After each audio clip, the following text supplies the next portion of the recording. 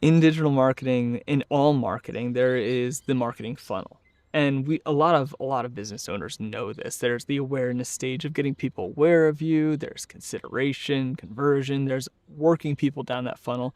And so many people, whether they do social media, whether they do SEO, whether they're doing email marketing, they know of the funnel and they know the process of working somebody down there.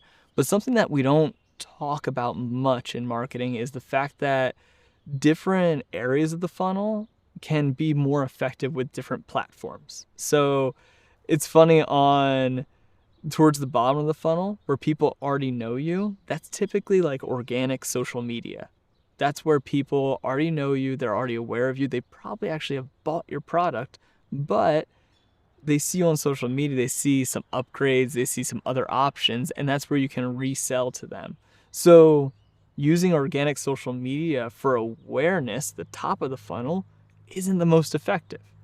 And now this always there it always depends. It depends on your industry, it depends on what type of company you have, but I'm going to go through the different stages of the marketing funnel and the most effective forms of marketing to use in those areas. So in the first stage of the marketing funnel is the awareness stage. That's like the very top. They don't even know you exist. And the best way I can say it in traditional marketing, this is a billboard. This is an ad. This is where they straight up they find you. And this is where search engine optimization is extremely effective, or ads on social media or different digital marketing platforms on like just getting in front of somebody. Now, there's one way that you can do it where you just blanket shoot them out, or you can be strategic. Make sure that your ads are shown to people that are your target audience, that are people that are motivated to actually buy your product and your solution to them. And with SEO, it's much more sneaky, and you can get people in that awareness stage when they're searching for problems that you're a solution for. So, for instance, say I'm struggling, like I don't care about my yard. I'm not one of those people, but say I'm struggling with trying to remove like crabgrass or a specific weed. So then I'll hop on Google and I'll Google ways to remove crabgrass. And then I'll try some of the homemade remedies and be like, all right, ways to remove crabgrass without destroying everything else. And then I'll look of like, okay, what chemical do I need? Or what product do I need? Okay, should I hire a landscaping company? Should I go all the way with this? And that's where they become aware of you. And this is where you can really place yourself on the very start of the buyer journey as the solution. So that's just like the first stage of getting that awareness area. Step two of the marketing funnel is the research stage. And within research, like some people do research like crazy. Some people they are like, okay, what colors does it come in? All right, that's the one I'm buying. With this, actually, and this is a fun thing for specific industries, males tend to research longer and spend a much longer time researching a product before they buy it, while females are typically, since they also have to do most of the spending of the family, do most of the buying in the family, they make the decision faster because they're managing groceries, they're managing all those different things. And that's just has been a standard for years. But getting deeper into the research stage, what's fun is if you have a high value product or service, everyone researches it way longer. If I'm looking to get a new roof on my home, if I'm like, okay, should I get steel roof? Should I do shingles? Should I do steel shingles? Now that's a new thing. Oh, they have these other options. Why would I want to go with this one versus this one? And in that research phase, there's really questions about price, quality. There's a whole range of questions that you can ask, and if you're answering them, then they will find you. So what ways can you show up in the research phase? That's largely search engine optimization within digital marketing. The other one is providing like reading materials. This is where if I go to actually I worked with a stair company recently that they had so many reading materials on different types of balusters, different types of stairs, the design, the different wood types, all of that information in a pamphlet that then by the end when I was like, okay, this is what I want to buy, I've done my research, then I would call them. So on that side, that's like brochures, that's like the traditional marketing, that's that area.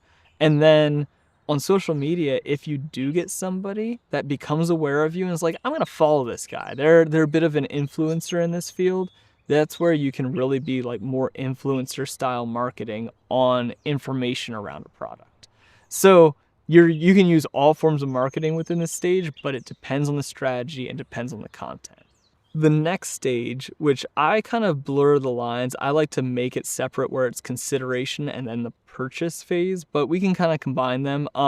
Consideration are the final little details. That means they're ready to buy, but they're doing price comparisons between this company versus that company, or doing just like fine little tuning to it. But when they're ready for the purchase, this is really where somebody searches buy XYZ or roofing company near me. And when they're searching that, that's where you want to show up for pay-per-click ads. That's where you can show up organically. It's really good if you show up organically, but it's extremely competitive because mainly a lot of companies, the sales team is the driving force behind their marketing. So because of that, all of the focus is at the bottom of the funnel where they're ready to make the purchase. Now, fun thing, if you did your legwork and did a lot of the information in the awareness stage and the research stage, if you got them back there, they're willing to pay more and more likely to go with you because you've helped them through that whole process. So when people, for instance, if a business shows up in Google for like naturally as well as the ad, they're like so much more likely to buy the product from you. Now, with this is not the end of the funnel.